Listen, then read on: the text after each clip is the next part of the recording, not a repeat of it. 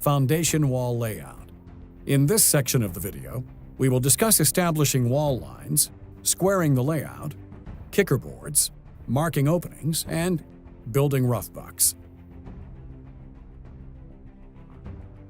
Before any blocks or rebar are brought into the working area, it's important to first establish the correct placement for the blocks on the surface of the footings.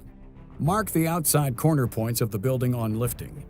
The corner points can be established from the surveyor offset pins. Snap a chalk line from the corner points marked on footing in order to establish outside wall lines. If inside wall lines are required, measure 11 1/4 inches for 6-inch block or 8 1/4 inches if using 8-inch block towards the inside of the building and snap chalk lines accordingly. Always make sure that all dimensions are correct and that the layout is square.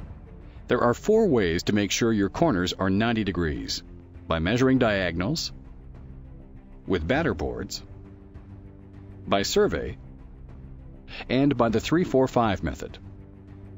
All of these methods should be familiar to experienced construction professionals. Corner and continuous kicker boards are attached to the footings to align the first course of blocks.